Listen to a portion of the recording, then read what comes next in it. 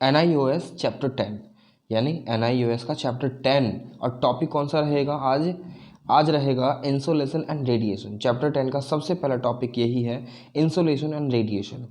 अब बेसिकली अगर बात करें इंसोलेशन रेडिएशन होता क्या है, तो ये कुछ नहीं, मैंने आपको पहले ही बताया था कि जो सन से जो रेज आते हैं ना धरती पर, उनको हम इंसोलेशन बोलते हैं और किसी एरिया को वो हीट अप करती हैं तो वो इंसोलेशन हो रहा होता है।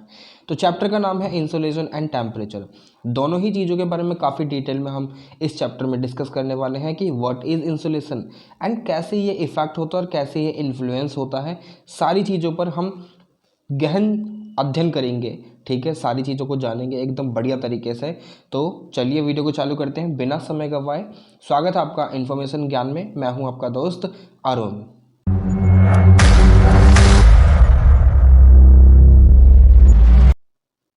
मगर वीडियो में आगे बढ़ने से पहले अगर आपने चैनल को सब्सक्राइब नहीं करा तो सब्सक्राइब कर लीजिए और वीडियो को कर दीजिए लाइक, ठीक है। और जो भी आपको प्रॉब्लम है मुझसे आप कमेंट करके नीचे पूछ सकते हैं वीडियो में कि आपको क्या प्रॉब्लम है, ठीक है। कोई भी आपका क्वेरी रहती है तो आप मुझसे डायरेक्टली कनेक्ट हो सकते हैं। कहाँ पर? इंस्टाग्राम पर आप मुझसे पूछ सकते हैं, जिसकी जो आईडी है वो @ARUNSHAMU शामू 0। इससे आप मुझसे कनेक्ट हो सकते हैं। यहाँ पर आप अपने क्वेरी पूछ सकते हैं, ठीक है, डायरेक्टली। टेलीग्राम का जो लिंक है वो मैंने नीचे दे ही रखा है, वहाँ पर आप मुझसे कनेक्ट हो सकते हैं PDF वगैरह के लिए, ठीक है। और आप मुझसे फेसबुक पर भी कनेक्ट हो सकते हैं। फेसबुक का जो लिंक है वो भी मैंने नीचे डिस्क्रिप्शन में दे रखा है, ठीक है। इससे पहले हमने काफ़ी डिटेल में जो चैप्टर 9 है वो पढ़ लिया है, जिसमें हमने एटमॉस्फेयर को काफ़ी डिटेल में देखा। तो आज हम देखेंगे इंसोलेशन। तो और दूसरा जो टॉपिक रहेगा वो है हमारा टेम्परेचर, ठीक है, टेम्परेचर, ठीक है। तो चलिए चालू करते हैं। मगर एक और चीज़ आपको ये तो पता ही होगा कि जो सन जो है वो एकमात्र हमारी धरती पर सोर्स है एनर्जी का, एकमात्र सोर्स है। अदरवाइज बाकी बहुत सारे मीन्स हैं जिनके द्वारा हम एनर्जी को प्रोड्यूस करते हैं, इलेक्ट्रिसिटी को प्रोड्यूस करते हैं, जैसे कि हाइडल पावर हो गए और जो फॉसिल फ्यूल हैं, कोयला वगैरह को उनका दहन करने के बाद जो एनर्जी प्रोड्यूस होती है, न्यूक्लियर रिएक्टर हो गए, ठीक है। तो काफ़ी सारे मीन्स हैं जिसके द्वारा आज हम एनर्जी प्रोड्यूस करते हैं। बट जो प्रिमिटिव जो एरा हुआ करता था, यानी जो प्रीमोर्डियल काल हुआ करता था, शुरू का काल जो हुआ करता था, उस समय पर जो एनर्जी का सोर्स हुआ करता था ना, वो था हमारा सन, ठीक है। धीरे धीरे लाइफ फॉर्म हुई, लाइफ फॉर्म होने के बाद इवोल्यूशन हुआ, इवोल्यूशन के बाद आज हम जो सन की एनर्जी है काफ़ी वेरियस वेज में हम यूज़ करते हैं। सन जो है हमारी अर्थ पर काफ़ी सारी जो गर्म रेडिएशंस हैं वो भेजता है in the form of various rays like ultraviolet, UV rays, ठीक है। और भी काफ़ी सारी रेज हैं जो हमारे सन से अर्थ पर आती हैं, और वो हमारी अर्थ का जो कॉन्टिनेंटल मास है, कॉन्टिनेंट्स जो हैं उनको हीटअप करती हैं। जो ओशनिक मास है, ठीक है, ओशनिक मास है उसको भी हीटअप करती हैं। फिर क्या होता है फिनोमेना, क्या आकार होती हैं, वो सारी चीज़ें आज हम, इसके बाद क्या क्या चीज़ें होती हैं और क्यों ये सारी चीज़ें होती हैं, कहाँ पर सबसे ज़्यादा हीटअप होता है और कहाँ पर नहीं होता, अर्थ पर ऐसा कौन सा एरिया जो सबसे ज़्यादा सन की रेज को रिसीव करता है। तो all these things we are going to learn in this particular video, ठीक है। तो चलिए चालू करते हैं, अब बढ़ते हैं आगे हमारे चैप्टर की तरफ। तो सबसे पहले अगर हम बात करेंगे तो हम इंसोलेशन के बारे में ही बात करेंगे कि व्हाट इज इंसोलेशन। इंसोलेशन का सिंपली मीनिंग सोलर रेडिएशन, ठीक है।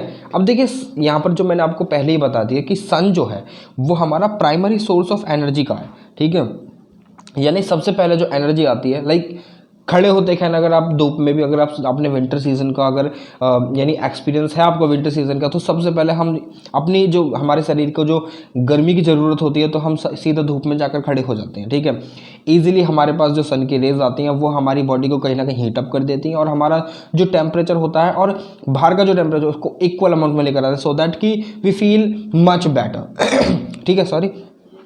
अब देखिए सन जो है ना रेडिएशन जो रेडिएट करता है अर्थ की तरफ सारी डायरेक्शंस में अब सन से जो रेडिएशंस निकलते हैं, सन से जो रेडिएशंस निकलती हैं और वो चारों तरफ रेडिएशन एमिट कर रहा है, ठीक है। जस्ट लाइक दिस ये सन है, ये अपने इधर को भी रेडिएशन एमिट कर रहा है, ये अपने ऊपर नीचे चारों तरफ रेडिएशन एमिट कर रहा है। इस रेडिएशन के एमिशन को क्या बोलते हैं? सोलर रेडिएशन बोलते हैं, ठीक है। समझ में आया आपको बात? ठीक है, सोलर रेडिएशन बोलते हैं। अब सन जो है अगर वो अपना जो पार्ट है ना लाइक करोड़ों एमिशंस करता है, करोड़ों की अमाउंट में एमिशन करता है, इसका एक स्मॉल अमाउंट ही हमारी जो अर्थ है ना अर्थ तक पहुंच पाता है, ठीक है। और उसी से हमारी अर्थ जो है इतनी हीटअप हो जाती है कि बहुत ज़्यादा समर में तो एकदम सिचुएशन जो होती है वर्स्ट हो जाती है एकदम, मतलब बस पूछो मत। जो इंसान आज के समय में देखिए, जैसे कि अगर मैं बात करूं, मैं देखिए चीज़ें जो है ना लॉजिकली बताता हूँ। अगर आप देखेंगे कि जो एसीज़ हैं एयर कंडीशनर्स, वो हमारे घर के जो टेम्परेचर है उसको तो डाउन कर देती हैं मगर बाहर का जो टेम्परेचर है जहाँ पर वो वेंटिलेटर्स लगे रहते हैं, यानी एयर फिल्टर जो वहाँ पर लाइक अगर एसी आपके घर में लगी है तो वहाँ से वो गर्म हवा ले जाएगी, और ऊपर जो एयर फिल्टर लगे रहते हैं एयर जो नहीं यानी क्या कहते हैं उनको, मुझे नहीं पता है, ठीक है। अब वो क्या करते हैं, फैन जो लगे रहते हैं गर्म फैन, वो गर्म हवा को क्या नाम है बाहर छोड़ते हैं, तो बाहर का तो टेम्परेचर हाई हो रहा है। अब देखिए जिनके घर में एसी है वो तो ठीक है, बट जिनके घर में नहीं है भाई उनके लिए तो एक जो सूटेबल कंडीशन होनी चाहिए। तो इसीलिए इस चीज़ को हमें देखना चाहिए कि जब भी हम एसी वगैरह में सोते हैं तो हम देखते हैं काफ़ी जनों को बाहर का जो टेम्परेचर है वो है 35 डिग्री सेल्सियस और 40 डिग्री सेल्सियस, और लोग क्या कर रहे हैं 9 डिग्री सेल्सियस पर टेम्परेचर कर अपने घर का, और वहाँ पर रजाई ओढ़ कर सो रहे हैं। अरे भाई गर्मी है, पंखा चला लो, एसी चलाओ तो 22 डिग्री सेल्सियस पर कर लो, इतना भी नहीं कि बस तुम दूसरे के हक को मारे जा रहे हो। तो ये सारी चीज़ें नहीं होनी चाहिए। We should be aware of all these things and we should take actions against these things। इसलिए गवर्नमेंट जो है क्या कर रही है, गवर्नमेंट ने ये प्रावधान निकाला है कि जो एसी का जो टेम्परेचर है वो 22 डिग्री जो है ना वो मैंडेटरी कर दिया जाएगा कि 22 डिग्री जो है मिनिमम टेम्परेचर रहेगा ही रहेगा, उससे नीचे कोई नीचे नहीं कर सकता, ठीक है। क्योंकि काफ़ी सारी जो अपघटित जो घटनाएं हैं लाइक जो चद्दर ओढ़ के सोते हैं 9 डिग्री सेल्सियस टेम्परेचर करके, उस चीज़ को तो कम से कम रोका जा सकता है ना। बाहर जो इंसान रह रहा है उसको गर्मी नहीं लगेगी। इससे क्या होता है, इससे हार्मफुल गैसेज जो होती हैं हमारे एनवायरनमेंट में इमिट होती हैं, और GHG green house effect generate होता है हमारी अर्थ में, ठीक है। एक तो सूर्य देव इतनी गर्मी बरसा देते हैं समर में बहुत ज़्यादा, ऊपर से फिर ये सारी चीज़ें एसी वगैरह चलाकर गर्मी और बढ़ जाती है, व्हीकलर इमिशन होता है, ठीक है, और इंडस्ट्रियल जो पॉल्यूटेंट होते हैं वो भी कहीं ना कहीं मिक्स हो जाते हैं, तो एकदम पैथेटिक सिचुएशन बन जाती है। बाहर दिल्ली की खासकर दिल्ली का जो एनवायरनमेंट पूछो ना तो बहुत ज़्यादा पैथेटिक सिचुएशन बन जाती है। यहाँ पर सांस लेना एकदम भारी हो जाता है, ठीक है। काफ़ी ज़्यादा जो आज के समय में डेथ हो रही हैं वो कहीं ना कहीं इस पॉल्यूशन की वजह से भी हो रही हैं, ठीक है। हमें भी सोचना चाहिए, और साथ साथ हमारी जो सरकार काम कर रही है इसके रिगार्डिंग, तो हमें भी उनके साथ अपनी जिम्मेदारियों को समझना चाहिए, ठीक है। ये तो रही बात यहाँ तक की। अब देखिए यहाँ पर अर्थ जो है स्मॉल प्रोपोर्शन अपने साथ, मतलब सन का जो है स्मॉल प्रोपोर्शन ही अर्थ तक पहुंच पाता है, और वो ही कहीं ना कहीं हमारी जो अर्थ पर है, जो लाइफ है ना अर्थ पर, उसको सपोर्ट करे हुए हैं। यानी life, most of the physical and biological phenomena इसी के द्वारा एनर्जी अपने आप लेते हैं यानी प्राप्त करते हैं, ठीक है। अब ये जो इनकमिंग सोलर रेडिएशंस हैं थ्रू शॉर्ट वेव, हमेशा जो सन है ना सन जो है ये शॉर्ट वेव में ही जो रेडिएशंस है ना वो शॉर्ट वेव में ही इमिट करता है, ठीक है, इमिट करता है शॉर्ट वेव में ही। और ये जो शॉर्ट वेव होती है ना काफ़ी ज़्यादा हार्मफुल होती हैं in comparison to long waves. अब वेव क्या होती है, इसकी जो बीच की डिफरेंस होती है वेवलेंथ, और इस पूरी को बोलते हैं वेव, ठीक है। अब ये जो वेव्स हैं वो मैंने आपको पिछले चैप्टर में, ओशियन वाले चैप्टर में पढ़ा ही रखी हैं, तो यहाँ पर मैं ज़्यादा कंटिन्यू नहीं करूँगा, ठीक है। अब ये शॉर्ट वेव में आती है ना, इनको बोला जाता है इंसोलेशन, जो अर्थ पर रिसीव होती हैं, ठीक है। अब ये तो मैंने आपको बताया, earth receives a very small amount of sun's radiation due to क्यों, साइज की वजह से। इन कंपैरिजन देखिए ये हमारा सन है, ये हमारा सन है, ये हमारी अर्थ है। कितना रिसीव होगा भाई, छोटा सा ही तो भाग रिसीव होगा। ऊपर से क्या होगा कि अर्थ में जो एटमॉस्फेयर है, अर्थ में जो एटमॉस्फेयर की लेयर्स हैं, ये जो कुछ सन की जो रेडिएशन है इनको एब्जॉर्ब कर लेते हैं, तो इसलिए बहुत ही स्मॉल अमाउंट आ पाता है। सबसे महत्वपूर्ण काम जो स्ट्रेटोस्फेयर में हमारी ओजोन लेयर पाई जाती है ना, वो करती है। जो अल्ट्रावायलेट रेडिएशन जो सन से आती है उनको एब्जॉर्ब कर लेती है और प्योरीफाई करके हमारे पास आती हैं, जिससे कि पौधे जो अपना खाना बनाते हैं, फोटोसिंथेसिस, ठीक है। तो ये सारी चीज़ें होती हैं सोलर रेडिएशंस, यानी सन के द्वारा इमिट की जाने वाली जो रेडिएशंस होती हैं, किरणें होती हैं, ठीक है। तो ये काम था उनका। मगर एक और चीज़, आगे बढ़ने से पहले एक और चीज़ बता दूं। देखिए मैप की क्लास जो है वो ऑलरेडी अपलोड हो चुकी है, ठीक है। पब्लिश हो जाएगी जल्द ही, शायद कल या परसों में, ठीक है। अगली जो थी ये लास्ट क्लास होगी। इंडिया मैप हमने पूरा का पूरा कवर कर लिया है, फिर हम चलेंगे वर्ल्ड मैप की तरफ। देखिए आपका जो NIOS का जो सिलेबस है ना, उसमें मैप की सीरीज़ भी है, ठीक है। मैप भी मैंने करा दिया है ऑलरेडी। वहाँ से अगर आपका कोई सा भी क्वेश्चन बनता है आपके एग्जाम में मैप से related, I am sure, I am damnly sure कि आप जो है ना एक भी क्वेश्चन नहीं छोड़ कर आएंगे, ठीक है। क्योंकि एक एक चीज़ मैंने एक एक पॉइंट उसमें कवर कराया है मैप में, ठीक है। तो आप जाकर उसको भी एक बार देख लीजिएगा, ठीक है। वहाँ से आपको बहुत ही ज़्यादा इन्फॉर्मेशन मिलने वाली है, बहुत ही ज़्यादा, ठीक है। बहुत ही क्रूशियल इन्फॉर्मेशन मिलने वाली है। काफ़ी सारी चीज़ें मैंने वहाँ पर करा दी हैं। वो ना कि सिर्फ आप ही के लिए ज़रूरी है, वो हर एग्ज़ाम, जो कॉम्पिटिटिव एग्ज़ाम भी जो होता है ना, उनके लिए भी वो बहुत ज़्यादा ज़रूरी है। एक एक चुनिंदा मैंने माउंटेन रेंज कवर कराई है, जो रिवर्स हैं, स्टेट रिवर्स, और जो सिग्निफिकेंट रिवर्स हैं इंडिया में, वो भी मैंने कवर करा दी हैं। साथ के साथ अगली जो आगे जो मैं कराऊंगा, तो उसमें मैं जो वेस्टर्न फ्लोइंग रिवर्स और ईस्टर्न फ्लोइंग रिवर्स है उनके ऊपर भी बनाऊंगा, ताकि आपको इजीली आप रिकॉग्नाइज कर पाएँ कि which river flows towards the western side of India और the eastern side of India. तो चलिए आगे चलते हैं। आगे बात करें तो यहाँ पर वाटर वेपर्स, डस्ट पार्टिकल्स और ओजोन, ये सारे मैंने आपको बता ही दिए कि ये जो प्रेजेंट होते हैं एटमॉस्फेयर में, तो ये क्या करते हैं, जो स्मॉल अमाउंट ऑफ इंसोलेशन का होता है ना, उसको एब्जॉर्ब कर लेते हैं।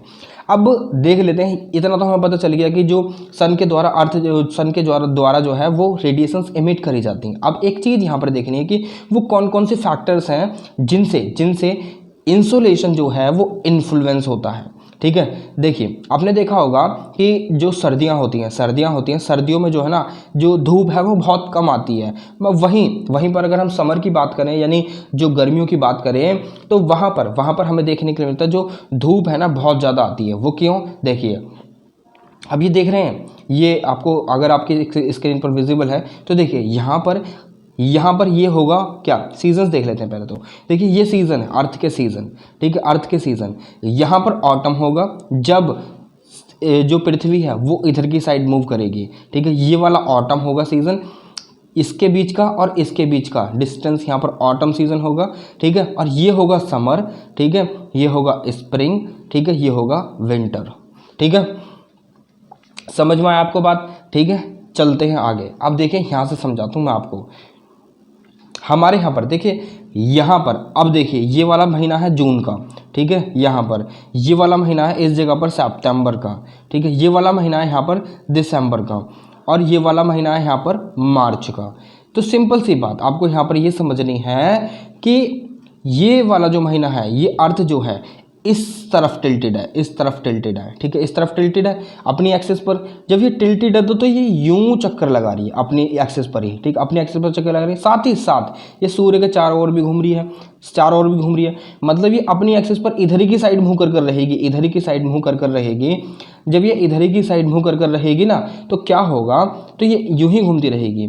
फिर जब ये इधर की साइड आएगी, देखिए जस्ट सपोज ये इधर की साइड आई, यहाँ से घूमती ये इधर की साइड आई, इस जगह आई, तो इसका एक हिस्सा सूर्य की तरफ ज़्यादा उजागर होगा, ठीक है। इस तरफ दिसंबर में सूर्य की तरफ जो हिस्सा उजागर होगा, सूर्य की तरफ जो टिल्टेड होगा, वो कौन सा हिस्सा होगा, सदर्न हेमिस्फेयर, ना कि नॉर्दर्न हेमिस्फेयर।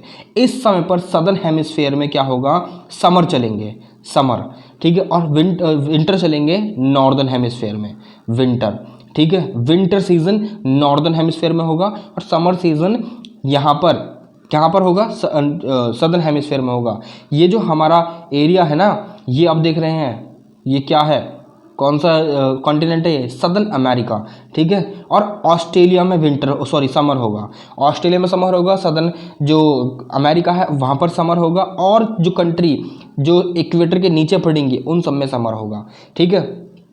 मगर यहाँ पर एक और फैक्ट जो आपको पता रहना चाहिए कि चाहे धरती पूरे चक्कर लगा ले सूर्य के, मगर जो इक्वेटर पर जो टेम्परेचर होगा ना वो ऑलमोस्ट इक्वल ही रहता है हमेशा, ठीक है, ऑलमोस्ट इक्वल, ऊपर नीचे थोड़ा बहुत चल जाता है, ठीक है। जब ये धरती यहाँ पर आएगी तो यहाँ पर मार्च का महीना आ जाएगा। मार्च के महीने में हम क्या देखते हैं, पतझड़ शुरू हो जाता है, ठीक है, पतझड़ शुरू हो जाता है ना, तो यहाँ पर पतझड़ शुरू हो जाएगा तो ज़्यादा सर्दी नहीं रहती, होली वगैरह आ जाती है हमारे यहाँ पर नॉर्दर्न इंडिया में, हम हमारे इंडिया में सेलिब्रेट करते हैं होली वगैरह, ठीक है। तो यहाँ पर विंटर हमारे ख़त्म हो रहे होते हैं मार्च के महीने में आते आते, और हमारे जो समर चालू हो जाते हैं। जब हमारी धरती यहाँ पर होती है इस जगह पर, तो यहाँ पर जो वो है ना विंटर सॉरी समर सबसे ज़्यादा चल रहा होता है यहाँ पर सबसे कड़ी धूप पड़ती है, कड़ी धूप पड़ती है। इस समय जो सूर्य की तरफ टिल्टे होगा ना हिस्सा, वहाँ पर धूप सबसे ज़्यादा पड़ेगी, और वो कौन सा होगा, ये वाला होगा नॉर्दर्न हेमिस्फेयर। नॉर्दर्न हेमिस्फेयर में जो लाइन पड़ती है, ये कर्क रेखा पड़ती है, ये है पड़ती है मेरे को याद नहीं आ रहा हिंदी में इसको क्या बोलते हैं, मगर इंग्लिश में पता है, ट्रॉपिक ऑफ कैप्रिकॉन पता है, इसे बोलते हैं ट्रॉपिक ऑफ कैंसर, इसे बोलते हैं ट्रॉपिक ऑफ कैप्रिकॉन, इसे बोलते हैं इक्वेटर, ठीक है।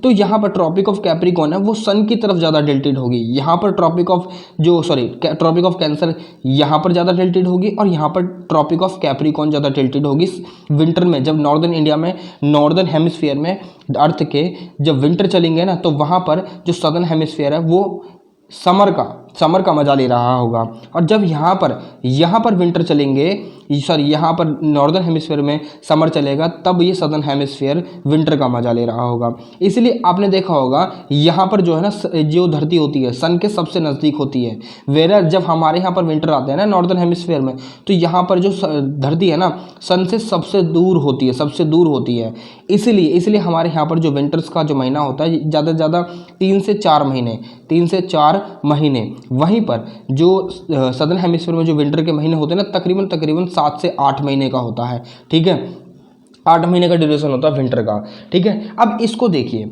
अब ये देखिए, जून में इसको बोलते हैं सॉल्स्टिस बोलते हैं, समर सॉल्स्टिस, इसको बोलते हैं विंटर सॉल्स्टिस, ठीक है, दिसंबर के महीने में। जून में समर सॉल्स्टिस और दिसंबर में विंटर सॉल्स्टिस है, और मार्च में बोलते हैं इक्विनॉक्स, और यहाँ पर भी सितंबर में इक्विनॉक्स होता है, ठीक है। समझ में आई आपको बात, ठीक है, नहीं आई समझ में तो दोबारा देखिएगा। तो एक मिनट तो देखिए, यहाँ पर स्प्रिंग इक्विनॉक्स, ठीक है, यहाँ पर ऑटम इक्विनॉक्स, यहाँ पर समर विंटर सॉल्स्टिस, और यहाँ पर समर सॉल्स्टिस। 21 जून सबसे बड़ा दिन, 22 दिसंबर सबसे छोटा दिन, ठीक है, समझ में आ गया बात। देखिए, during the northern hemisphere summer solstice the area within the Arctic circle has 24 hour sunlight, within the Arctic circle has ये मुझे समझ चमक में नहीं आ रहा, ठीक है, तो ये आप पढ़ लीजिएगा, आपकी स्क्रीन पर दिखाई दे रहा होगा, ठीक है। ज़्यादा कुछ नहीं है इसमें, आप इसे छोड़ भी देंगे, बस इतना समझिए, ये समर, ये ऑटम, ठीक है, ये विंटर, ये स्प्रिंग, ठीक है। समझ में आ गया आपको बात? नहीं आई तो दोबारा वीडियो को रिवाइंड कीजिए और दोबारा देखिए, ठीक है, समझ में आ गई। तो चलिए अब चलते हैं, अब हम कहाँ थे, हम यहाँ थे, ठीक है। अब देखिए, ये तो बात आपको समझ में आ गई कि अमाउंट ऑफ इंसोलेशन है वो हर जगह वेरी करती है, सारी जगह एक जैसी नहीं है। क्यों? अगर हम यहाँ पर बात करें, देखिए यहाँ पर इस समय पर कौन सा एरिया है, इस समय पर जो ना यहाँ पर विंटर चल रहे हैं और यहाँ पर चल रहे हैं समर्स, ठीक है, यानी ये जो एरिया है समर सॉल्स्टिस वाला एरिया है, ठीक है, समर वाला एरिया है। तो ये जो धरती है वो ट्रॉपिक ऑफ कैंसर पर झुकी हुई है, तो यहाँ पर सबसे ज़्यादा इंसोलेशन हो रहा है, यहाँ पर सबसे ज़्यादा इंसोलेशन हो रहा है, हाई इंसोलेशन हो रहा है, और यहीं पर सबसे ज़्यादा हाई जो एंगल ऑफ इंसिडेंस है 90 डिग्री का राइट एंगल बना रही है सन की रेज।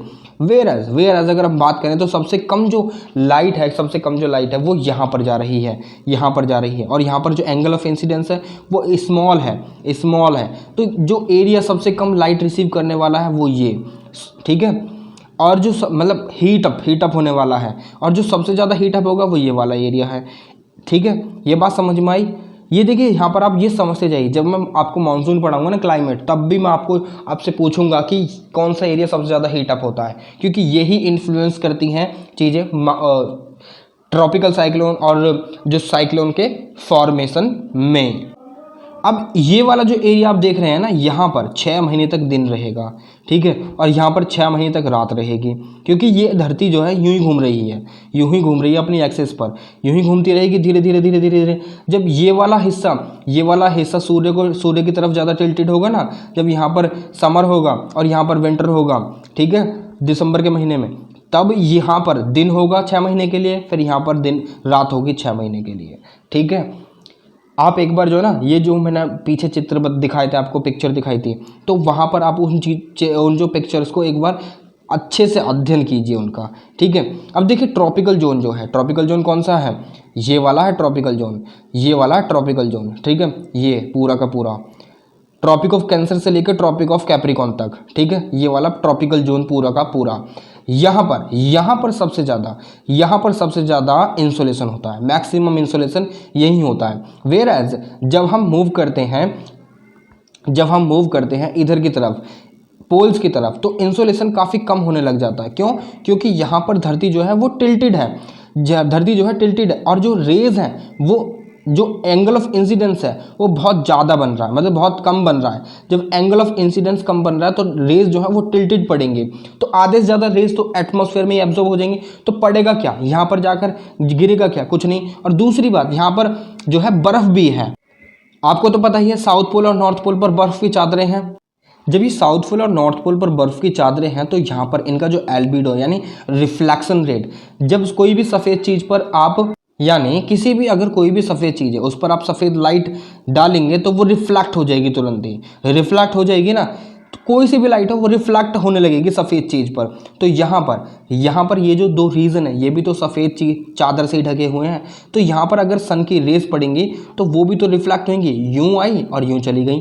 ठीक है, रिफ्लेक्ट हो जाएंगी ना। तो ऐसे ही यहाँ पर जब रिफ्लेक्शन रेट ज़्यादा होता है, यहाँ पर जो है ना एब्जॉर्प्शन जो होता है ना सनलाइट का, यानी इंसोलेशन जो होता है बहुत कम होता है, बहुत कम रहता है। तो इसीलिए यहाँ की बर्फ़ जो है वो ज़्यादा पिघलती भी नहीं है, क्योंकि यहाँ पर पहली चीज़ एल्बिडो ज़्यादा, ठीक है, एल्बिडो ज़्यादा है, एल्बिडो यानी रिफ्लेक्शन रेट। ठीक है, और दूसरी चीज़, किसी एक पर्टिकुलर चीज़ की रिफ्लेक्शन करने की क्षमता को बोलते हैं एल्बिडो।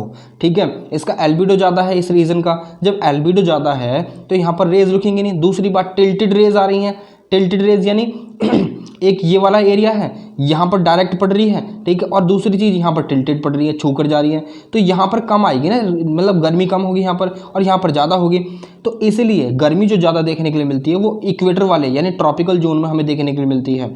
ये वाला ट्रॉपिकल जोन, ठीक है, ये ट्रॉपिकल जोन, ठीक है, ये टेम्परेट जोन है, ठीक है, ये टेम्परेट जोन है ऊपर का, ये ट्रॉपिकल जोन है, ट्रॉपिक ऑफ कैप्रिकॉर्न और कैंसर से बीच में जो पड़ता है। ठीक है, ये समझ में आ गई आपको बात। चलिए, तो यहाँ पर यही लिख रखा है मैंने कि ये जो इंसोलेशन है ना, ये जब हम पोल्स की तरफ मूव करते हैं तो डिक्रीज होता है, इंसोलेशन वहाँ पर ज़्यादा होता ही नहीं है।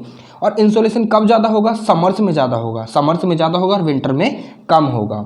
ठीक है, जैसे कि ये टेम्परेट जोन, ये ट्रॉपिकल जोन, ठीक है, क्लियरली मैंने आपको दिखा रखा है, टेम्परेट जोन यहाँ पर है, ठीक है, ये 23 डिग्री नॉर्थ है, ये 23 डिग्री साउथ है, ये वाला, ठीक है। अब यहाँ पर ये नॉर्थ है और ये साउथ है, 67 डिग्री, ठीक है, 67 डिग्री। चलिए आगे चलते हैं। आगे अगर हम बात करें तो कुछ ऐसे फैक्टर्स हैं जो इन्फ्लुएंस करते हैं। वो कौन से? एंगल ऑफ इंसिडेंस, जो मैंने अभी आपको बताया था, ड्यूरेशन ऑफ द डे, और ट्रांसपेरेंसी ऑफ द एटमॉस्फेयर। ठीक है, अब एंगल ऑफ इंसिडेंस की बात करें तो एंगल ऑफ इंसिडेंस जो है वो ज़्यादा किस टाइम होगा? ज़्यादा इस समय पर होगा। देखिए, एक मिनट मैं इसे इरेज कर दूं। यहाँ पर ये सन है, मतलब सन इसके कंपैरिजन में बहुत बड़ा है, ठीक है। अब सन की जो रे है वो डायरेक्ट यहाँ पर पड़ रही है, यहाँ पर इसका एंगल ऑफ इंसिडेंस ज़्यादा है, 90 डिग्री, वेरएज सन की रेज यहाँ पर कम पड़ रही हैं, तो यहाँ पर जो एंगल ऑफ इंसिडेंस बना, ये कितना बना? 30 डिग्री, ठीक है, या फिर 45 degree, may be 35 degree, depend करता है सन किस हालात में है उस टाइम पर, उग रहा है या फिर सेट हो रहा है। ठीक है, सेट डाउन, ठीक है। अब यहाँ पर ये बात आपको समझेंगे क्योंकि यहाँ पर एंगल ऑफ इंसिडेंस ज़्यादा है। ये सन रेज जिस एंगल में गिरती है ना, गिरने को बोलते हैं, गिरने के बाद जो एंगल फॉर्म करते हैं उसी को बोलते हैं एंगल ऑफ इंसिडेंस, ठीक है, इंसिडेंस। समझ में आया? आपको नहीं आया तो वीडियो रिपीट कीजिए। The angle formed by sun rays with the tangent of the earth circle at a point called angle of incidence. समझ में आ गया आपको बात? मैंने लिख भी रखा ताकि आपको इजीली चीज़ें समझ में आ जाएं। अब एंगल ऑफ इंसिडेंस भी दो तरीके से काम करता है। पहला जब सन ऑलमोस्ट ओवरहेड होगा तो यहाँ पर एंगल ऑफ इंसिडेंस जो होगा वो लार्ज होगा, ठीक है। वर्टिकली सन जो है, वर्टिकली अगर देखें तो वर्टिकली सन का जो रेज है डायरेक्टली ओवरहेड, तो यहाँ पर गर्मी सबसे ज़्यादा होगी, सबसे ज़्यादा, ठीक है, बहुत ज़्यादा होती है। इक्वेटर पर आपने देखा होगा अफ्रीका में सब काले काले मिलते हैं लाइक यार, बस मैं बता रहा हूँ, साउथ इंडिया में भी देखो दो ही कलर पाए जाते हैं इंडिया में, वैसे तो पिंक भी होते हैं, ठीक है, काले और गोरे, ठीक है। अब काले और गोरे, मगर आप देखोगे ना एक बार काट कर उनको तो उनमें से लाल ही खून निकलेगा, तो इसलिए भेदभाव नहीं होना चाहिए, ठीक है। किसी भी चीज़ में आप पढ़े लिखे हो, एजुकेटेड हो, you must know your rights, you must know rights of others as well, ठीक है। अब यहाँ पर चलते हैं आगे। अब हैंस यहाँ पर लिखा है, इसलिए लिख रखा है यहाँ पर कि जो कॉन्सेंट्रेशन है ना स्मॉल एरिया में यहाँ पर ज़्यादा होगा और जो अमाउंट ऑफ इंसोलेशन है वो भी ज़्यादा होगा यहाँ पर, ठीक है। समझ में ही आपको बात है? चलिए आगे चलते हैं। अब देखिए अगर सन की रेज ऑब्लिक है, ऑब्लिक इन द सेंस यहाँ पर, एक मिनट, ये देखिए ये है ऑब्लिक, ये आपकी किताब का ही चित्र है, किताब का ही पिक्चर है, ठीक है। ऑब्लिक यानी सन जो है रेस तो डाल रहा है मगर ये तिरछी गिर रही हैं, ऑब्लिक रेस देखिए यहाँ पर ये, ठीक है, तिरछी गिर रही है, क्योंकि जब ऑब्लिक रेस जो होती है ना ये ज़्यादा एरिया भी कवर करती हैं in comparison to this one. ये एक छोटा सा एरिया, ये कितना बड़ा एरिया कवर कर रही हैं, ठीक है, और तिरछी भी हैं। आधी रेस तो एटमॉस्फेयर ही एब्जॉर्ब कर लेगा यहाँ पर। दूसरी चीज़ एल्बिडो यहाँ पर ज़्यादा होगा तो रिफ्लेक्शन रेट सबसे ज़्यादा होगा, ठीक है। जब रिफ्लेक्ट हो जाएंगे तो यहाँ पर जो टेम्परेचर है वो ज़्यादा इन्फ्लुएंस नहीं होगा, ज्यों का त्यों बना रहेगा, बर्फ़ की चादर बनी रहेगी। मगर यहाँ पर टेम्परेचर अगर पहले 0 डिग्री था ना, यहाँ पर बढ़कर हो जाएगा, अगर सन की रेज डायरेक्ट आएंगे तो बढ़कर हो जाएगा 35 डिग्री, 50 डिग्री, ठीक है। एक डेथ वैली, आपने मोजेव डेजर्ट का नाम सुना है? मोजेव डेजर्ट कैलिफोर्निया में पड़ता है, यूएसए। सबसे ज़्यादा हाईएस्ट टेम्परेचर वहीं पर अब तक का रिकॉर्ड हुआ है, that is the 55 degree Celsius, ठीक है। आप देखते हो कि सर इतना तो हमारे घर पे भी हो जाता है, नहीं यार इतना नहीं होता भाइयों, ठीक है, और मेरी बहनों। चलो आगे चलते हैं। अब देखिए एंगल ऑफ इंसिडेंस, ये तो हमने पढ़ लिया, क्या दोबारा वही खोल लेता हूँ मैं भी। अब देखिए एंगल ऑफ इंसिडेंस है यहाँ पर स्मॉल होगा, जब स्मॉल होगा ऑब्लिक में ज़्यादा होगा, और एंगल ऑफ इंसिडेंस यहाँ पर स्मॉल होगा, जैसे कि मैंने अभी आपको बताया था, इसकी बात कर रहा हूँ। यहाँ पर एंगल ऑफ इंसिडेंस ज़्यादा है, स्मॉल है, ठीक है, 30 डिग्री, और यहाँ पर ज़्यादा है, ये एंगल है, ठीक है।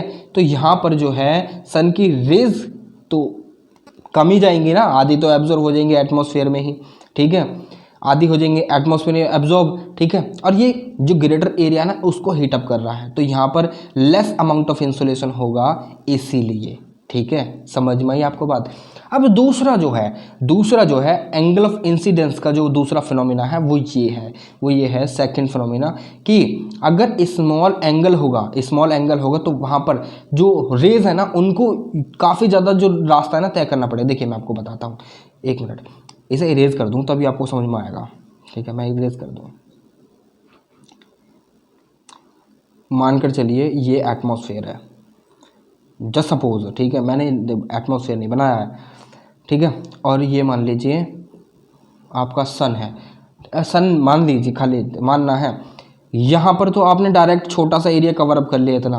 अब ये जो रेज हैं जो इसी बिंदु से निकल कर यहाँ से निकल कर जा रही हैं, ये देखिए कितना सारा एरिया कवर कर रही हैं, और जब जाकर इस पर्टिकुलर एरिया को हीट अप कर रही हैं। तो इन्होंने कितना सारा एरिया कवर करा है, बहुत सारा एरिया कवर करा है ना। और इसने जो परपेंडिकुलर है डायरेक्टली वर्टिकल रेज हैं, और ये परपेंडिकुलर गिर रही है अर्थ पर, इक्वेटर पर और ट्रॉपिक ऑफ कैंसर और ट्रॉपिक ऑफ कैप्रिकॉर्न के रीजन में, ठीक है। जब ये परपेंडिकुलर है यहाँ पर तो इनका झुकाव ज़्यादा है और एरिया सबसे ज़्यादा कवर कर रही है, तो इंसोलेशन, तो इनको बहुत ज़्यादा एटमॉस्फेयर में ट्रैवल करना पड़ रहा है। जब ये एटमॉस्फेयर में ज़्यादा ट्रैवल कर रही है तो एटमॉस्फेयर में वाटर वेपर भी पाई जाती है, डस्ट पार्टिकल भी पाए जाते हैं, ठीक है, अदर जो गैसेस हैं वो भी पाई जाती हैं, ठीक है।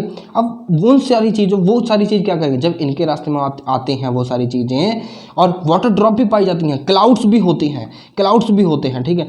अब जब ये रेज ज़्यादा रास्ता कवर करेंगे तो ये जो बीच में रोड़े पड़ रहे हैं ना, अद्धे रोड़े पड़ रहे हैं, ये सारी चीज़ें इन रेज को रोकेंगे, ठीक है, और आदि कवर अपने अंदर एब्जॉर्ब कर लेंगे। तो यहाँ पर क्या झुंझुना पहुंचेगा, कुछ नहीं पहुंचेगा यहाँ पर, ठीक है। इसलिए यहाँ पर हमें बर्फ की चादर दिखाई दे पड़ती है ज़्यादातर, ठीक है।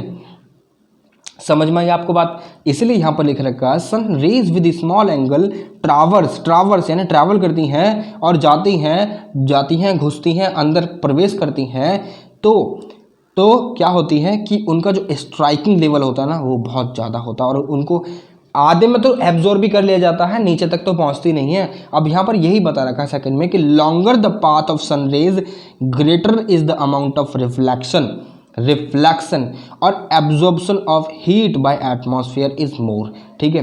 अब उसका रिजल्ट क्या होगा, इंटेंसिटी जो होगी इंसोलेशन की वो यहाँ पर बहुत कम होगी, लेस होगी, ठीक है। समझ में आई आपको बात। तो चलिए आगे चलते हैं।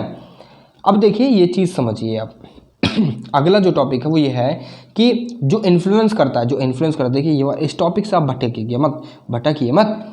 फैक्टर जो इन्फ्लुएंस करते हैं इंसुलेशन को वो है दूसरा है हमारा ड्यूरेशन ऑफ द डे। अगर देखिए ज़्यादा लंबा दिन है तो वहाँ पर इंसुलेशन ज़्यादा हो। समर में बहुत लंबे दिन हो जाते हैं, कांटे नहीं कटते। अगर बच्चे स्कूल जाते हैं ना, उनसे एक बार पूछ कर देखो कि जो समर के दिन है कैसे कटते हैं।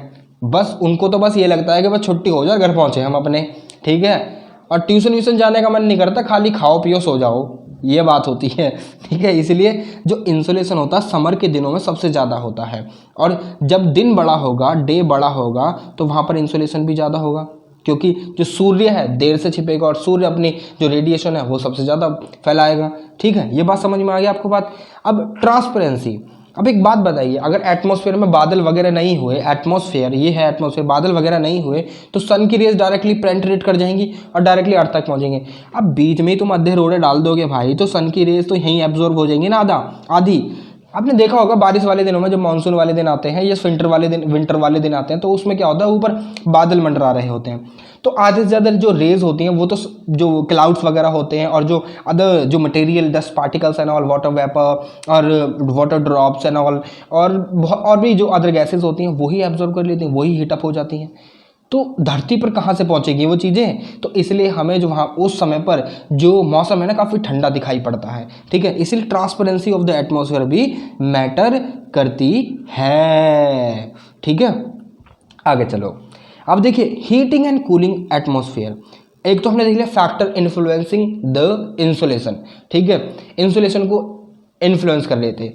अब यहाँ पर आपने देखा होगा कि रात के समय में आपने एक चीज़ नोटिस करी होगी, समझा देता हूँ मैं अभी, कि ये समर का फिनोमेना बेसिकली ध्यान रखिएगा, ठीक है। समर में क्या होता है कि एक तो दोपहर को गर्मी रहती है काफ़ी ज़्यादा, सूर्य देवता क्या होते हैं बहुत ही ज़्यादा प्रसन्न हो जाते हैं अर्थ से, और वो अपनी जो गर्मी है सूर्य बहुत ज़्यादा फेंकते रहते हैं अर्थ की तरफ, बहुत ज़्यादा। अब अर्थ पे तो भाई सन भी है, कॉन्टिनेंटल मास भी है और ओशनिक मास भी है। अब इन कंपैरिजन टू ओशनिक मास, जो कॉन्टिनेंटल मास है ना वो बहुत जल्दी हीटअप हो जाता है, बहुत जल्दी गर्म हो जाता है, ठीक है। अब वो गर्म तो हो जाता है, जितना वो जल्दी गर्म होता है ना उतना जल्दी वो ठंडा भी होता है, ठीक है। मगर जो ओशनिक मास है ना वो गर्म तो हो जाता है, मगर उसे धीरे धीरे बहुत समय लगता है ठंडा होने में।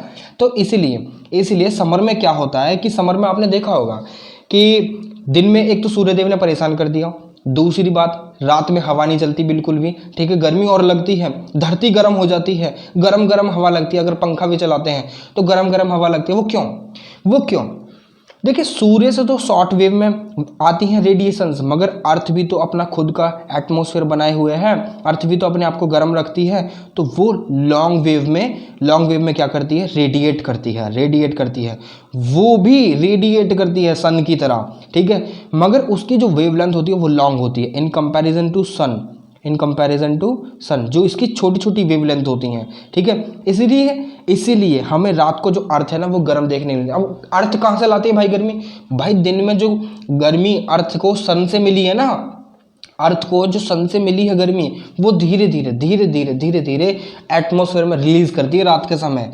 इसीलिए जो एनवायरनमेंट है आसपास का गर्म हो जाता है।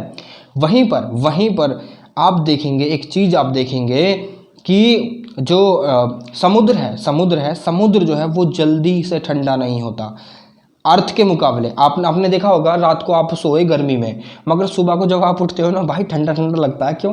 क्योंकि जो धरती है ना, कॉन्टिनेंटल मास है, वो बहुत जल्दी ठंडा हो जाता है। क्यों ऐसा क्यों? आपने कभी सोचा? देखिए वो टेक्निकल चीज़ें हैं, उसमें नहीं जाएंगे, अन्य आपको बहुत ज़्यादा समझाना पड़ेगा ओशन का भी, जितना आपके चैप्टर में है उतना ही समझाऊंगा, ठीक है। मगर आप खुद सर्च कर सकते हैं, मैंने आपको रोका नहीं है, आप खुद सर्च कर सकते हैं कि ऐसा क्यों होता है। सिंपल सी बात, आप इतना समझिए कि जो धरती है कॉन्टिनेंटल मास वो ज़्यादा जल्दी ठंडा हो जाता है इन कंपैरिजन टू ओशियन से, ठीक है।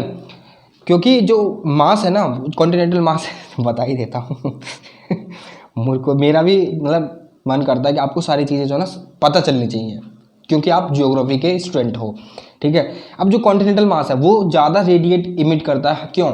ऐसा क्यों? क्योंकि उसमें कन्वेक्शन करंट होती है, कन्वेक्शन करंट, ठीक है, कन्वेक्शन करंट। अब जो धरती है, मानकर चलिए ये धरती है, इसके आसपास एयर भी तो घूम रही है, इसके आसपास जो एयर घूम रही है इसमें डस्ट पार्टिकल्स हैं, इसमें डस्ट पार्टिकल है ना। अब यहाँ से ये जो रेडिएशन इमिट हुई, रेडिएशन इमिट होने के बाद ये जो डस्ट पार्टिकल है ये इसमें ट्रांसफ़र हो जाएगी, और इसलिए हवा इसके ऊपर की हमें ठंडी नहीं लगती, गर्म ही लगती है, ठीक है। इसीलिए अदरवाइज ये यहीं पर घूमने लग जाएगी रेडिएशन पूरी की पूरी, और धरती पूरी की पूरी गर्म रहेगी। वो इसलिए ठंडी हो जाती है क्योंकि ये जो अपनी जो गर्मी है ना वो इसमें इन पार्टिकल्स में ऊपर जो इसके कॉन्टिनेंटल क्रस्ट के ऊपर जो डस्ट पार्टिकल्स और वाटर वेपर्स रहती है ना उनमें ट्रांसफ़र कर देते हैं। अब ये कन्वेक्शन होती क्या है, देखिए यहाँ पर कन्वेक्शन है, पढ़ाऊंगा मैं अभी आपको, ठीक है। और यहीं पर कंडक्शन भी होता है, ठीक है, कंडक्शन भी होता है। अब देखिए एक और चीज़ यहाँ पर जो आपको समझने वाली है कि हमेशा जो गर्म हवा है ना, गर्म हवा, वार्म एयर, एक मिनट में मार्कर चेंज कर लूँ यार ये देखो कन्वेक्शन, वार्म एयर है, वार्म एयर जो है हमेशा जो कूल एयर है ना उसकी तरफ मूवमेंट करेगी, क्यों? क्योंकि इसकी जो डेंसिटी है, मैंने बताया था higher the temperature lower the density, और lower the temperature higher the density, ठीक है।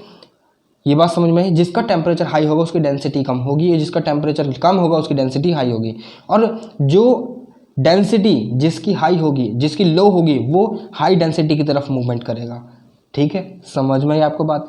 तो यहाँ पर आपने देखा होगा इसी प्रकार से साइक्लोन्स भी फॉर्म होते हैं, साइक्लोन्स भी इसी सर्कल बनता है एक, और उसी से फॉर्म होते हैं, ठीक है।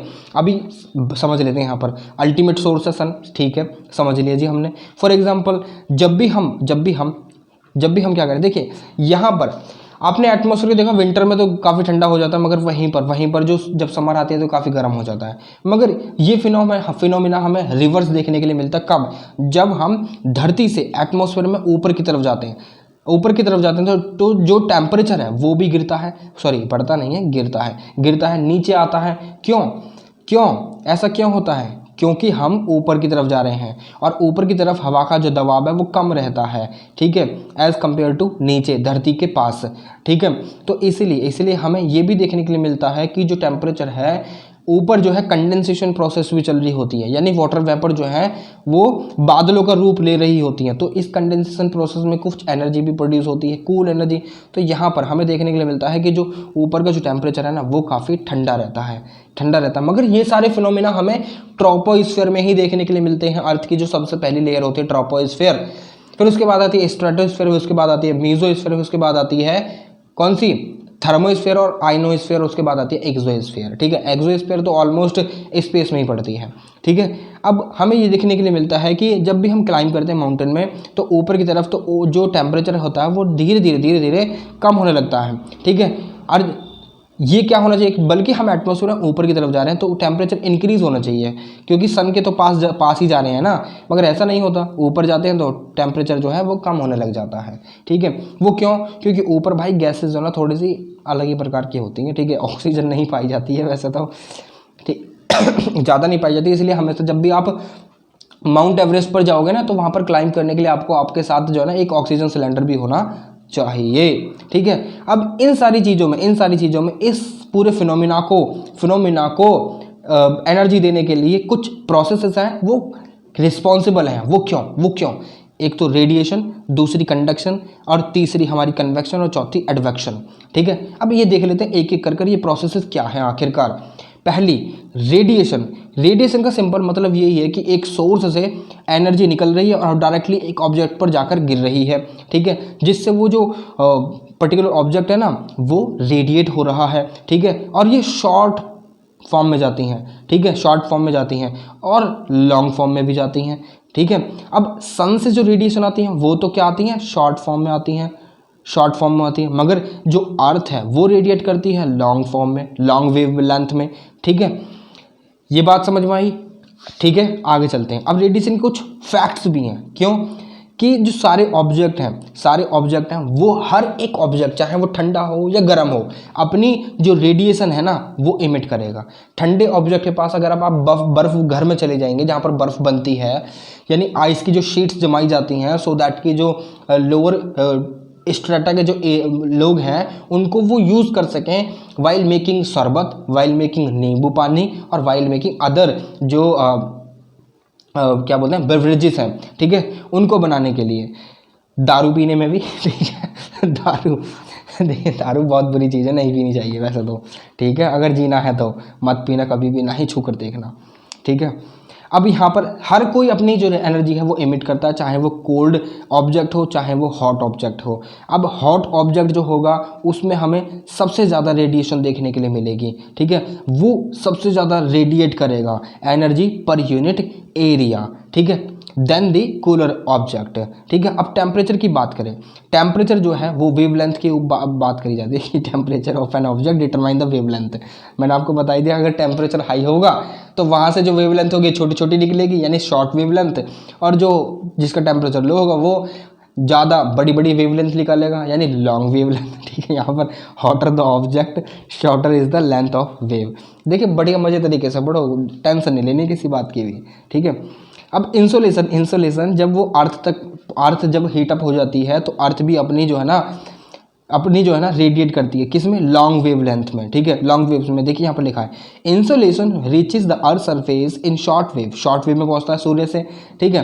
अब वो हीट करता है अब अर्थ भी अपनी लॉन्ग वेवलेंथ के जरिए रेडिएट करती है, ठीक है, अपने आसपास के एरिया को। इसलिए हमें जो धरती के पास वाली वो होती है ना लेयर, यानी हवा की लेयर, उसमें हमें ह्यूमस कभी देखने के लिए मिलती है, दबाव देखने के लिए मिलता है, ठीक है, दबाव देखने के लिए मिलता है, और हमें देखने के लिए मिलता है कि क्या क्या देखने के लिए मिलता है कि जो हवा है वो गर्म है। मगर वहीं पर अगर आप कोस्टल एरियाज में चले जाएंगे ना तो वहाँ पर वो आपको हवा ठंडी मिलेगी। क्यों? अब मैंने अभी आपको बताया था कि जो गर्म हवा है वो ठंडी की तरफ जाएगी और समुद्र जो है ना ठंडा रहता है उस टाइम पर, ठीक है, क्योंकि वहाँ पर अपवेलिंग हो रही होती है, ठीक है। अब ये जो अपवेलिंग के कारण क्या होगा कि समुद्र ठंडा है तो धरती जो है वो गर्म है, और गर्म हवा समुद्र की तरफ जाएगी तो यहाँ पर क्या आएगी, ऊपर जाने के बाद जो गर्म हवा का स्पेस है वो ठंडी हवा ले लेगी, इसलिए हमें कोस्टल एरियाज में ठंडी हवा देखने के लिए मिलती है, ठीक है। अब आगे चलते हैं।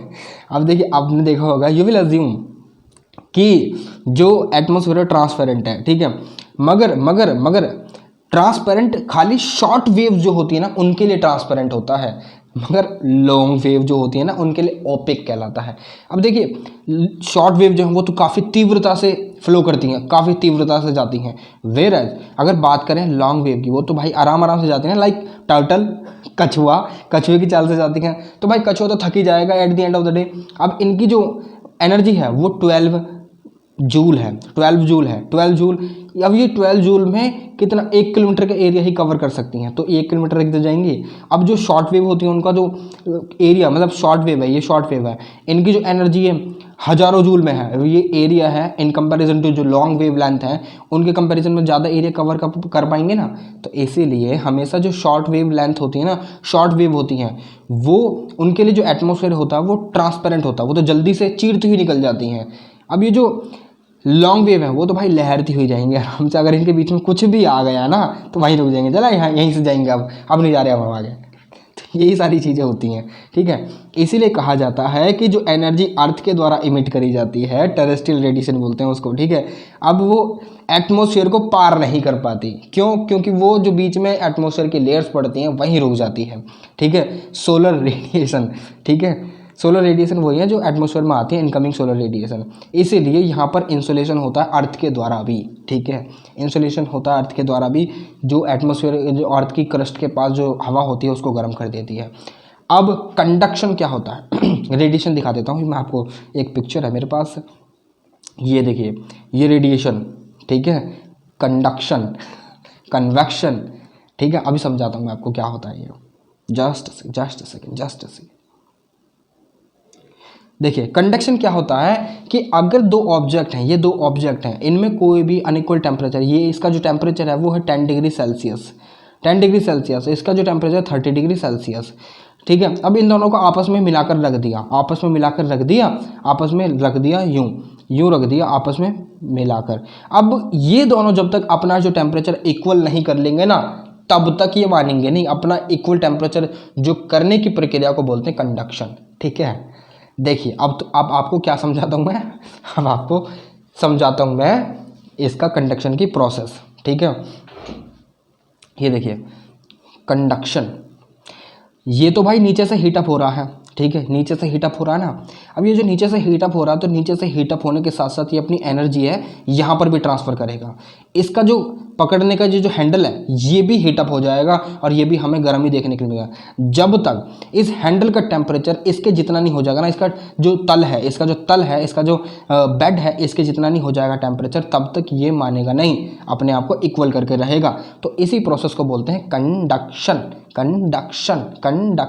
ऐसे ही यहाँ पर अभी जो अर्थ है, अर्थ का टेम्परेचर है 20 डिग्री सेल्सियस, इसके ऊपर जो हवा बह रही है उसका टेम्परेचर है 10 degree Celsius.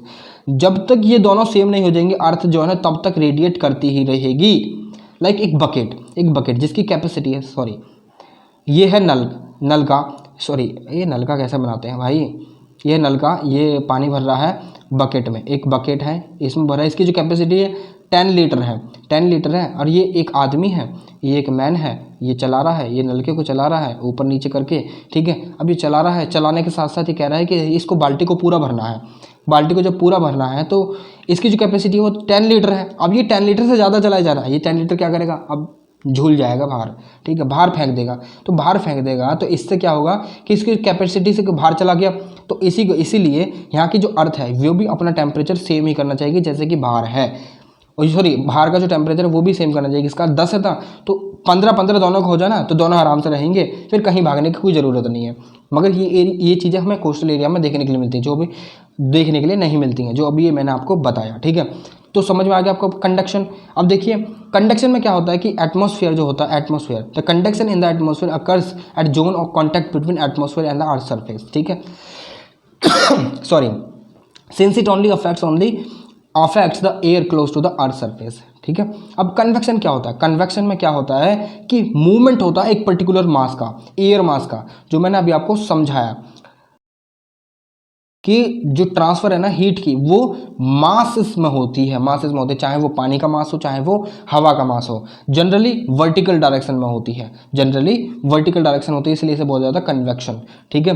The air of the lower layers of the atmosphere gate heated bye earth radiation, heat up हो जाती हैं अर्थ की रेडिएशन से, तो वो फैल जाती हैं। फिर जब फैल जाती हैं तो उनकी डेंसिटी जो होती है वो इंक्रीज हो जाती है, क्योंकि उनका टेम्परेचर बढ़ गया। जब टेम्परेचर बढ़ गया तो डेंसिटी डिक्रीज हो गई। अब इससे क्या होगा, फिर वो धीरे धीरे ऊपर उड़ जाती हैं और नीचे एक खाली वैक्यूम क्रिएट कर देते हैं जहाँ से वो ऊपर उठी हैं। अब वहाँ पर क्या होगा कि जो वैक्यूम क्रिएट होगा, धीरे धीरे जब वो वैक्यूम जो है ना, जो कूलर एयर है, क्योंकि ऊपर जा रही हैं तो ऊपर कूल होंगी, ठीक है। अब ऊपर जो कूल हो चुकी एयर है वो नीचे आ जाएगी, ठीक है, नीचे आ जाएगी। तो नीचे उसका जो वैक्यूम, जो गर्म हवा ने क्रिएट करा था, वो कूलर एयर ले लेगी, ठीक है। और इससे क्या होगा, एक पूरा साइकिल कवर हो जाएगा, ठीक है, साइकिल बन जाएगा। इसको बोलते हैं कन्वेक्शनल साइकिल, ठीक है, कन्वेक्शनल साइकिल। समझ में आई आपको बात? तो चलिए आगे चलते हैं। अब एडवेक्शन क्या होता है, एक जगह है, यहाँ पर गर्म हवा बह रही है और यहाँ पर ठंडी हवा बह रही है, तो गर्म हवा ठंडी हवा की तरफ जाएगी, ठीक है। समुद्र कोस्टल वाले एरियाज़ में होती है ये सारी चीज़ें, यही बता रहा था मैं आपको एडवेक्शन करंट इतनी देर से, ठीक है। और ये कन्वेक्शन करंट ऊपर उठने की वाली प्रोसेस को बोलते हैं, ठीक है। और ये जो एडवेक्शन इसको बोलते हैं हवा का एक स्थान से दूसरे स्थान की तरफ बहना, गर्म हवा ठंडी हवा की तरफ, ठीक है, समुद्र वाले एरिया की तरफ जाएगी, ठीक है। समझ में आई बात आपको, ठीक है। दिखाता हूँ पिक्चर में। अब ये देखिए, इसे बोलते हैं कन्वेक्शन। ऊपर वाला एरिया को गर्म करेगी ये जाकर, ऊपर वाले एरिया को गर्म करेगी जाकर, ठीक है। और नीचे वाले एरिया को जो गर्म है वो गर्म पार्टिकल ऊपर चले जाएंगे और ऊपर वाले जो ठंडे पार्टिकल वो नीचे आ जाएंगे, तो सारा का सारा इक्वल हो जाएगा। ये रेडिएशन हो गया। एडवेक्शन एक जो हवा है उसका एक जगह से दूसरी जगह ट्रांसफ़र करना, गर्म से ठंडी की तरफ जाना, उसको बोलते हैं एडवेक्शन, ठीक है। अब देखिए यहाँ पर हमारे पास काफ़ी सारी जो विंड्स है ना वो भी पाई जाती हैं, काफ़ी सारे एरियाज़ में हमारे में फ्लो करती हैं। यहाँ पर जितनी भी आप देख रहे हैं रेड कलर में, वो सारी वार्म विंड्स हैं, ठीक है, वार्म विंड्स हैं। ये मैंने इंटरनेट से पिक्चर उठाई थी, शायद मैं यहाँ पर ये इनका नाम लिखना भूल गया हूँ, ठीक है। तो आप एक बार देख लीजिए। ये जो है लू हमारे एरिया में बहती है, ये हरमाटन करंट, ठीक है, हरमाटन करंट। और ये कामशीन करंट, ये सिरोको हवा है, गर्म हवा, ठीक है। और ये कोल्ड विंड, बोरा, मिस्ट्राल एंड बुरान, और ये ब्रस्टर, पम्पेरो, बिजार्ड, ये सारी कोल्ड विंड है, ठीक है। अब यहाँ के इनके जो नाम है मैंने यहाँ पर भी दे रखे हैं, कोल्ड विंड, पम्पेरो, गिरगिल, बोरा, टर्मोंटने, मिस्ट्राल, फोहन, चिन्नूक, जोंडा, लू, सिरोको, ठीक है। तो ये सारे नाम दे रखे हैं, आप पढ़ लीजिएगा आराम से, इत्मीनान से, वीडियो को पॉज करने के बाद। तो ये था आपका चैप्टर 10 का पहला टॉपिक, ठीक है। आपको कैसी लगी video, do let me in the comment box. I hope कि आपको मजा आया होगा पढ़ने में, काफ़ी इंटरेस्टिंग था, ठीक है। अगर आपकी कोई भी क्वेरी होती है आप मुझसे जुड़ सकते हैं, टेलीग्राम पर जुड़ सकते हैं आप मुझसे, यूट्यूब पर नीचे कमेंट बॉक्स में अपने क्वेश्चंस को पूछ सकते हैं, और आप मुझसे इंस्टाग्राम पर भी कनेक्ट हो सकते हैं, यहाँ पर भी कनेक्ट हो सकते हैं मेरे से फेसबुक पर, ठीक है। तो अभी फिलहाल के लिए इस वीडियो में इतना ही। नेक्स्ट टॉपिक में आपसे फिर मुलाकात होगी बहुत ही इंटरेस्टिंग तड़कती भड़कती इन्फॉर्मेशन के साथ। तब तक के लिए विदा चाहूँगा। जय हिंद।